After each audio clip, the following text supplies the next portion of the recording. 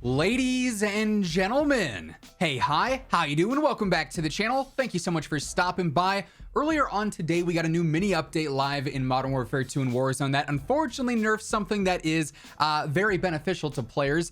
We also have some other secret updates that went live over the past few days. We've got some new content live in-game today, and there is a very, very broken aspect of the store that seemingly currently is pay to win between MW2, Warzone 2, and DMZ. So lots to break down today. Let's start first with the mini update that went live as of this morning. This is via Raven Software. They ended up tweeting out saying, earlier this morning, we pushed a small update to adjust XP rewards for buy station purchases. Now you might be wondering, if you're out of the loop, why on earth would it matter how much XP you're getting from buy stations? Well, this is in response to a glitch that you can actually do in DMZ, and I believe also just in Battle Royale within Warzone 2, where you can get an insane amount of money. I think you can get the max money, which is like 1.3 million, by doing a glitch where you drop your gun or you run up to an enemy's weapon that's on the ground and you drop cash or something like that. I'm not fully sure how it works. It doesn't pertain to me. I don't care too much for it, but there's this huge glitch that's been going around over the past few days where basically you get this max amount of money, you go to a buy station and you spam buy things that give you XP, and you can max level a gun in like one game. Basically, it is insanely good for weapon XP, technically overall XP as well. And they've actually already nerfed this a few times. They ended up nerfing the ability to, you know, get the max cash. Then they ended up nerfing the ability to get XP out of certain drops. But now they've completely reduced the amount of XP that you get for buying anything out of the buy station in order to combat this glitch where you can, again, max level basically any weapon in one game, maybe 2 games max.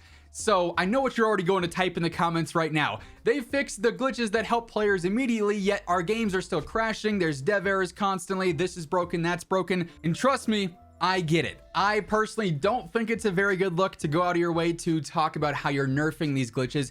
I almost would prefer them to be quiet about these and more vocal about the other ones, because it just, like I said, it's not a good look that the glitches that oftentimes benefit the player base and give us a ton of XP or give us a ton of weapon levels or give us stuff like that, those get fixed like in 24 hours. But you know, the game breaking issues where there's gas mask bugs, there's invincibility issues, there's dev errors, those take, you know, days, weeks at a time to fix. It's not a good look. But I do want to provide some more insight into maybe why that is, just to maybe, you know, tone down the rage a little bit here, the preemptive rage that I know you were about to type in the comments. Trust me, because I see the comments every day. Essentially, I think the thing is here, when it comes to, you know, XP glitches like this, a lot of the times that's just a value in the back end. Like, they can go, and keep in mind, I'm incredibly ignorant to game dev. I have zero idea how any of this stuff works. You could explain it to me like I'm 5 and I still wouldn't understand. But from the way that I get it, it's just values. So for instance, with this cash glitch where you can go and buy a ton of stuff out of the buy station and get millions of XP, right? It's just changing the value in the back end that the XP is. So it's like, instead of 500 XP value, it is, you know, 15 XP value. So you're not getting nearly as much of a reward, hence quote unquote fixing that glitch. Whereas finding a dev error problem requires a ton of QA testing, a ton of rigorous testing, and then finding the actual fix and implementing that and hopefully not breaking something else. Same deal with a gas mask or a bomb drone or this, that, and whatever else. That said, I don't think it would be harmful to take out the bomb drone when it's causing blue screens and game breaking issues. Take out the gas mask if it's giving players insane glitches that give them free wins. I feel like that would be a good way to combat it while they work to fix it. Will they ever do that? You know, obviously only time will tell. It'll depend on, you know, what that exact issue is, but just a little bit more insight into potentially why it seems like the glitches that always help us, you know, get fixed so fast, whereas the game breaking ones, not always the case. But little mini update on that earlier on today. We also got some new changes that are being worked on via Infinity Ward. This is actually for multiplayer specifically. They've updated their Trello over the past day or so. They've added some new tabs here. They're aware of an issue with editing CDL loadouts in private matches, and they're investigating that. I do find it kind of strange that they keep talking about all these private match issues when a lot of the same issues relate to public matches as well. Like, if you're not the party host, you can't always edit your classes or your loadouts while you're searching for a game. They're aware of that, but it's not here on the Trello board for whatever reason. They still go on about the pings being disabled in multiplayer.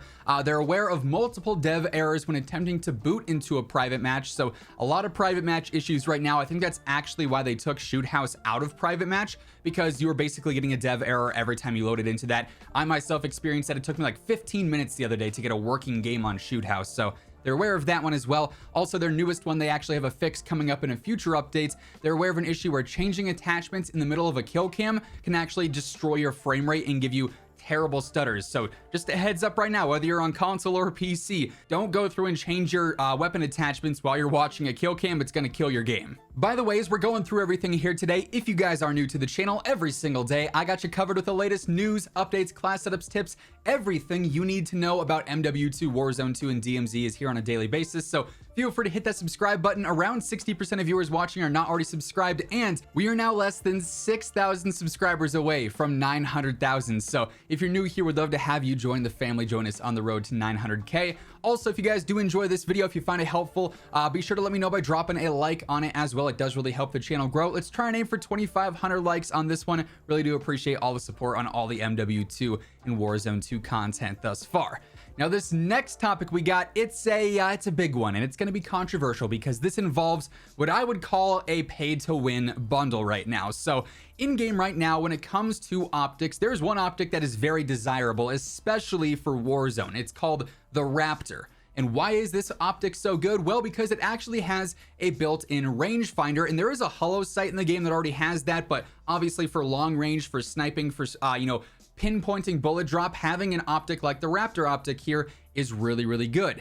And it was supposed to be an unlockable with the XMR Victus when that dropped in game.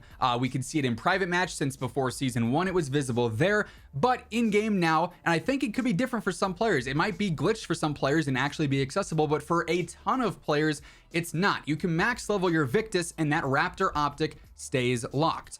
You can go through the whole family tree progression thing. You don't see the Raptor there, even though it's supposed to be unlockable on the Victus. However, if you were to go into the store, there is a bundle known as Sloth. It's 2,400 COD points. Of course, it includes a couple of blueprints, including an XMR Victus blueprint, has an operator skin. And if you go onto that Victus blueprint, you'll notice it comes with the Raptor optic. So what this bundle is essentially doing is giving you access to one of the most valuable attachments in the entire game, but it's only truly guaranteed to be accessible through the bundle. Like I said, some players have told me they have this on their account. I'm not sure if they're looking at it in private match and just assume it works in normal matches too. I have every gun max leveled and I don't have this optic unlocked. So it's completely glitched for me. I know it's completely glitched for a lot of other players as well. But if you go ahead and you actually buy this bundle, you get this optic, but there's a catch here too. I went and tested this. You can go into the firing range and see that it has the Raptor optic on it. You can use that target finder to see the distance in between you and wherever you want to select it. But then if you wanted to go through and build this, to a max velocity or max range or meta setup for the Victus, you can't actually put it on a normal version of the Victus. You can only use it on the blueprint. So the blueprint in and of itself is pay to win. And the bundle is a total scam because you're not actually getting the optic you're buying there on a normal setup or just in general, right? So yeah, very broken aspect there. If you're wondering where that rangefinder optic is and why you can't access it, it is very glitched right now. Hopefully this video can bring some attention to this issue and it can get fixed soon, right? Because obviously this is a very broken and pay to win element of the game where they don't necessarily aim for pay to win type stuff. Also, as I was recording this, Raven has actually updated their Trello board to give us our first ever basic double XP event. Now keep in mind, this is just overall rank XP. This is not weapon XP, but starting on November 30th, tomorrow, PlayStation will have some double XP, and then starting on December 1st and going through December 2nd, all platforms will have some double XP. So just some minor basic double XP events going on later on this week. They also updated their playlist and gave us one that would end on the 30th and then one that would end on the 7th, except it's just the same playlist based off the image, so I'm not sure what's going on there. And funny enough, you know how earlier on in the video I was like, man, I wish they would disable things like the bomb drone if they're causing game-breaking issues?